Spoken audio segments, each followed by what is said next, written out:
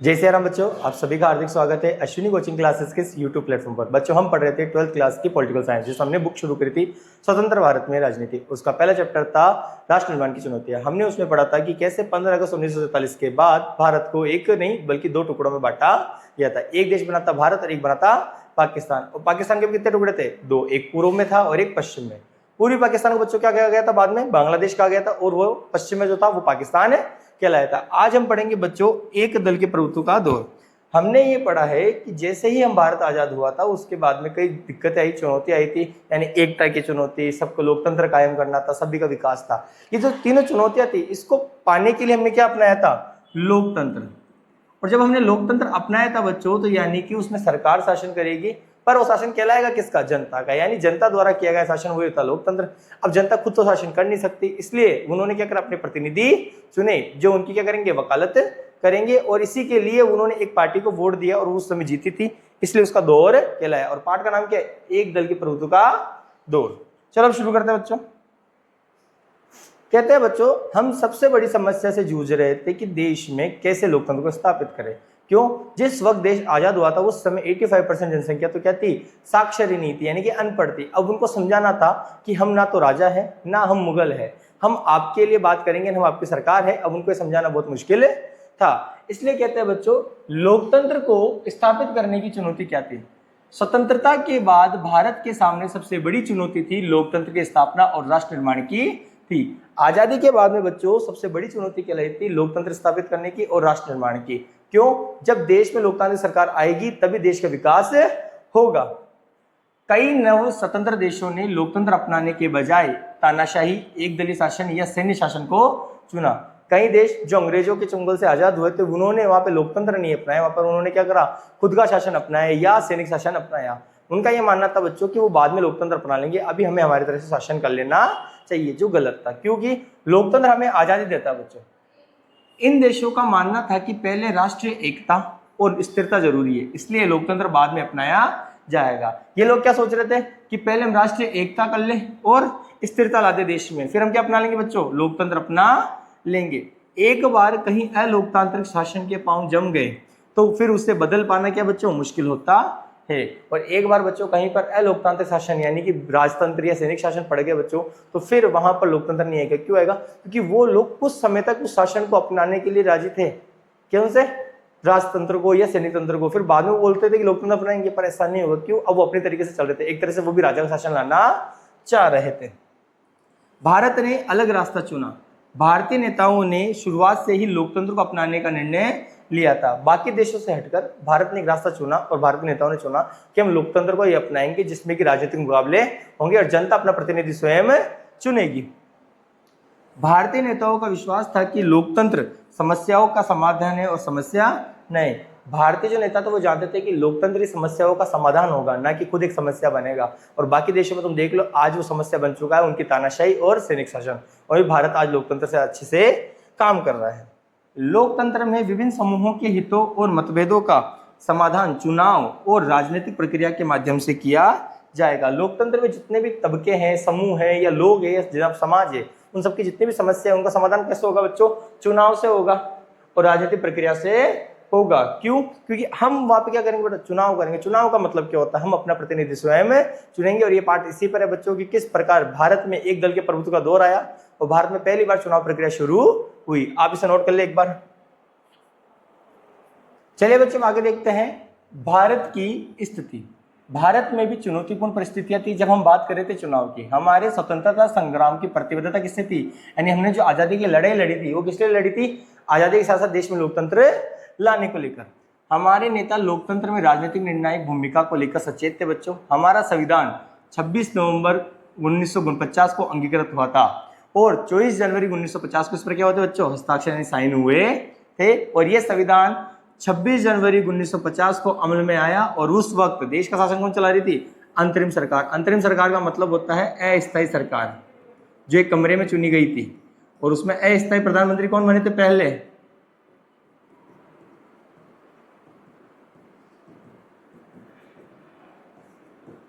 पंडित जवाहरलाल नेहरू। यानी कि देखा जा सकता है कि जो भारत का संविधान था बच्चों वो अंगीकृत कब हुआ था? 26 नवंबर 1949। तो ये पहली इंपॉर्टेंट डेट हो गई मान लिए। दूसरी कौन सी बच्चों? हस्ताक्षर कब हुए थे इसमें? 1950 24 जनवरी को, ये दूसरी इंपॉर्टेंट डेट। और आखिरकार ये लागू कब हुआ देश के अंदर पूरा? 26 जनवरी 1950 को। इसी दिन हम कौन सा दिवस मनाते हैं? गणतंत्र दिवस। वक्त का तकाजा था कि देश का शासन लोकतांत्रिक रूप से निर्वाचित सरकार द्वारा चलाया जाए। संविधान ने नियम तय कर दिए थे और अब इन्हीं नियमों का अमल करने की जरूरत थी। शुरू में ख्याल था कि देश काम महज चंद महीनों में होगा। कहते हैं बच्चों देश में जो लोकतांत्रिक सरकार आई थी उन्होंने संविधान का निर्माण किया और सभी लोगों के लिए नियम कायदे बनाए थे। और ये किस लिए बनाए थे? उनकी सेफ्टी के लिए। और कहते हैं भारत में चुनाव कराने के लिए सब लोगों ने सोचा था कि चुनाव जल्द हो जाएगा, पर एक आसान काम नहीं था। कहते हैं भारत में चुनाव कराने के लिए चुनाव आयोग की स्थापना की गई थी। कब की गई थी बच्चों? 1950 में। और इसके जो पहले आयुक्त बने थे वो कौन थे? सुकुमार सेन। तो ये जो आपकी लाइन है यहाँ से लेके यहाँ तक, ये आपके इंपॉर्टेंट क्वेश्चन बनते हैं कि भारत में चुनाव आयोग की स्थापना कब हुई थी? 1950 के अंदर। और उसके जो पहले आयुक्त थे वो कौन थे? सुकुमार सेन। उस समय बच्चों एक उम्मीद की जा रही थी कि देश का पहला आम चुनाव 1950 में ही किसी वक्त हो जाएगा। उस समय सबको ये लगा था कि चुनाव आयोग का निर्माण हो चुका है और 1950 में ही हम पहला चुनाव कर लेंगे। आप इसको नोट कर ले एक बार।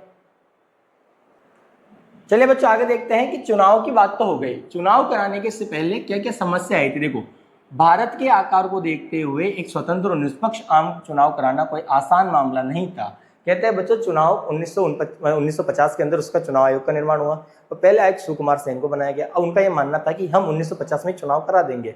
पर बच्चों उससे पहले एक समस्या थी। क्यों समस्या थी? कि हम अभी कुछ समय पहले ही आजाद हुए थे और देश की 85% जनसंख्या जो अनपढ़ थी यानी साक्षर नहीं थी, उनको समझाना है कि चुनाव क्या होता है ये भी बहुत मुश्किल था। और ये ऐसी प्रक्रिया थी बच्चों क्योंकि इसमें करोड़ों लोग, ऐसा काम देश में पहले कहीं नहीं होता। किसी भी देश में चुनाव आसानी से नहीं होता है, आप ये याद रखना।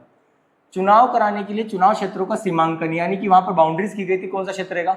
मतदाता सूची यानी कि मताधिकार प्राप्त वयस्क व्यक्तियों की सूची बनाना भी आवश्यक था। इन दोनों कामों में बहुत सारा समय लगा बच्चों। होता क्या बच्चों? पहले तो सीमांकन जरूरी था कि किस क्षेत्र में कौन से चुनाव क्षेत्र होंगे, और दूसरा मतदाता सूची यानी कि जो बच्चे या जो भी पुरुष 18 साल 21 साल के उस समय की एज के हिसाब से जो भी ज्यादा थे वो चुनाव करने के लायक है या नहीं, उनकी सूची बनाना।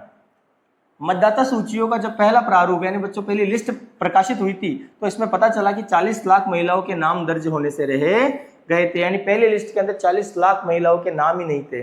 उनका नाम जो नोट किया गया था बच्चों कैसे किया गया था? इन महिलाओं को अलाना की बेटी फलाना की बीवी के नाम के रूप में दर्ज किया गया था। चुनाव आयोग ने ऐसी प्रविष्टि को मानने से इनकार कर दिया। इस लिस्ट को मानने से क्या कर दिया? इन एंट्रीज को मानने से बिल्कुल मना कर दिया कि जाके इनका पूरा नाम लिख के लाओ, इनकी पूरी डिटेल्स ला के दो। इतने बड़े पैमाने का ऐसा काम दुनिया में अब तक नहीं होगा। उस वक्त देश में कितने करोड़ मतदाता थे? 17 करोड़ मतदाता थे। इन्हें 3200 विधायक और लोकसभा के लिए कितने सांसद बनाए गए? 489 सांसद चुनने थे। इन मतदाताओं में महज 15% ही क्या थे बच्चों? साक्षर थे। यानी 17 करोड़ लोगों में से सिर्फ 15% लोग ही पढ़े लिखे थे, बाकी 85% जनसंख्या वो कहते बच्चों असाक्षर थे, अनपढ़ थी। चुनाव आयोग ने चुनाव कराने के लिए 3 लाख से ज्यादा अधिकारियों और चुनाव कर्मियों को क्या कहते बच्चों? प्रशिक्षित यानी ट्रेनिंग दी थी। यानी पहला चुनाव कराने के लिए 3 लाख से ज्यादा लोगों को ट्रेन किया गया था कि आप चुनाव इस प्रकार कराएंगे, और ऐसा काम दुनिया में कहीं भी नहीं हुआ था इस लेवल के ऊपर। आप ये नोट कर ले एक बार। चलो अब आगे देखते हैं। देश के विशाल आकार और मतदाताओं की भारी भरकम संख्या के लिहाज से ही पहला आम चुनाव अनूठा नहीं था, बल्कि मतदाताओं की एक बड़ी तादाद गरीब और अनपढ़ थी। ऐसे माहौल में ये चुनाव लोकतंत्र के लिए परीक्षा की कठिन घड़ी था। इस वक्त तक लोकतंत्र सिर्फ धनी देशों में ही कायम था। उस समय यूरोप के बहुत देशों में महिलाओं को मताधिकार नहीं मिला था। ऐसे में हिंदुस्तान सार्वभौम मताधिकार पर अमल हुआ था। ऐसा काम दुनिया में कहीं नहीं हुआ था। और यूरोप के अंदर जहाँ पे चुनाव कराए गए थे वहां पर महिलाओं को चुनाव देने की आजादी नहीं थी, और भारत वो काम करने जा रहा था जहाँ पे दुनिया में किसी ने नहीं किया था। कहते हैं कि इस समय कुछ लोगों ने हमारे खिलाफ यानी विपक्ष में बोला, इसलिए चुनाव के क्या बोला? एक पत्रिका बच्चों हिंदुस्तानी संपादक, इसने क्या बोला? इतिहास का सबसे बड़ा जुआ। इसने अपने अखबार में लिखा था कि इतिहास का सबसे बड़ा जुआ भारतीय चुनाव होगा। किसने कहा था बच्चों? हिंदुस्तानी संपादक। और एक और है ऑर्गेनाइजर नाम की एक पत्रिका थी बच्चों, उसने लिखा जवाहरलाल नेहरू अपने जीवित रहते ही ये देख लेंगे और पछताएंगे कि भारत में सार्वभौम वयस्क मताधिकार असफल रहा। यानी जवाहरलाल नेहरू अपनी जीते जी ये देख लेंगे और पछताएंगे कि उन्होंने जो पहला आम चुनाव भारत में कराया था वयस्क मताधिकार, वो विफल रहा था और वो ये देख के शर्मिंदा हो गए। इंडियन सिविल सर्विसेज के एक अंग्रेज नुमाइंदे का दावा था कि आने वाला वक्त और अब से कहीं ज्यादा जानकार दौर बड़े विस्मय से लाखों अनपढ़ लोगों के मतदान की बेहुदा नौटंकी देखेंगे। यानी कि एक सिविल सर्विसेज का एक अंग्रेजी अधिकारी था, वो कह रहा है ये एक नौटंकी है जो आने वाले समय बहुत अचंभे से देखा गया, कितने लाखों या करोड़ों लोगों ने, अनपढ़ लोगों ने एक चुनाव को कराया, वो भी विफल रहा था। अब आपके लिए ये इंपॉर्टेंट है तीनों, क्योंकि इन तीनों का क्वेश्चन बोर्ड में आएगा, आप नोट कर ले एक बार। चलिए बच्चों आगे देखते हैं मतदान के बदलते तरीके। पहले आम चुनाव में फैसला किया गया था कि हर एक मतदान केंद्र में प्रत्येक उम्मीदवार के लिए एक मतपेटी रखी जाएगी। यानी हर जो आदमी जो चुनाव क्षेत्र में खड़ा हो चुनाव लड़ने के लिए, उसके नाम से एक मतपेटी यानी एक बॉक्स रखा जाएगा स्टील का, और मतपेटी पर उम्मीदवार का चुनाव चिन्ह अंकित होगा। प्रत्येक मतदाता को ये खाली मतपत्र दिया जाएगा जिसे वह अपने पसंद के उम्मीदवार की मतपेटी में डालेगा। होता क्या बच्चों, चुनाव चिन्ह क्यों लाया गया था? चुनाव चिन्ह इसलिए लाया गया था कि उस समय जो 85% जनसंख्या अनपढ़ थी, उनको चुनाव चिन्ह दिखाते थे और वो उसे याद रखते थे, और अपने पसंदीदा जो होगा ना क्षेत्र का जो भी नेता बनाना है, उसके चुनाव चिन्ह के पेटी के अंदर जाके अखबार का टुकड़ा डालेंगे, खाली टुकड़ा।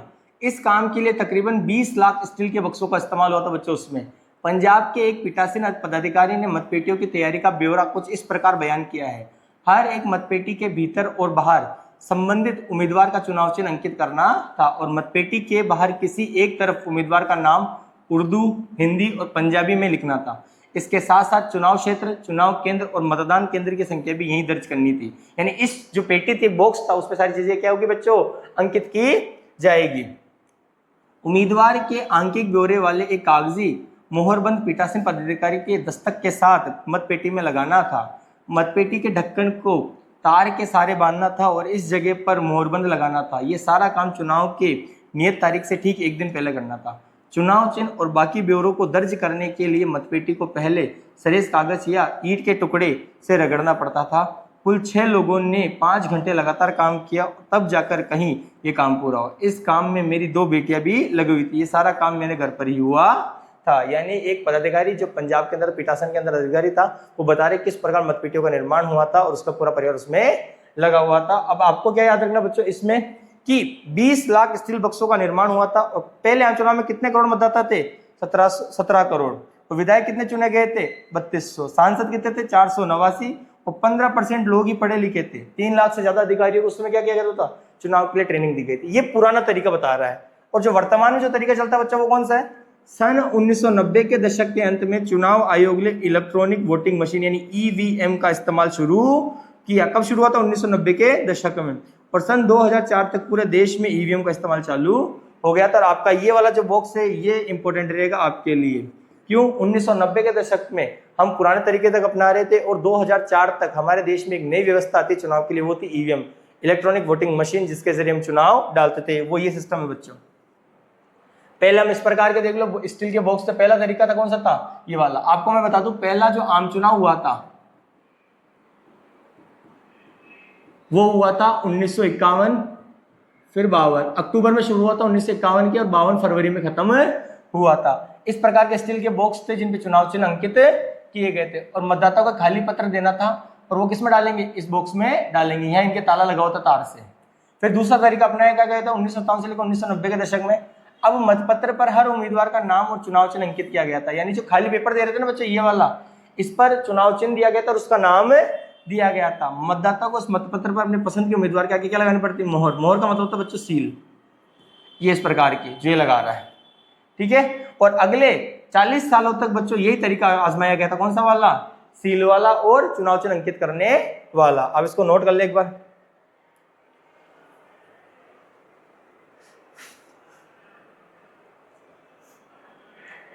बच्चों आज के लिए हमारा टॉपिक इतना ही रहेगा। आने वाले टॉपिक में यानी आने वाले हम जो पार्ट है सेकंड पार्ट के अंदर इस टॉपिक को कंप्लीट करेंगे। और मैं आपको बताना चाहता हूं कि आप इस चैप्टर के नोट्स हमारे Telegram channel Ashwini coaching classes से प्राप्त कर सकते हैं, जिसकी लिंक मैं डिस्क्रिप्शन में दे दूंगा। और मैं आपसे चाहता हूं कि आप ज़्यादा से ज़्यादा इस चैनल को सब्सक्राइब करें, शेयर करें, ताकि और भी बच्चों के पास हमारी वीडियोज़ पहुंचे। धन्यवाद।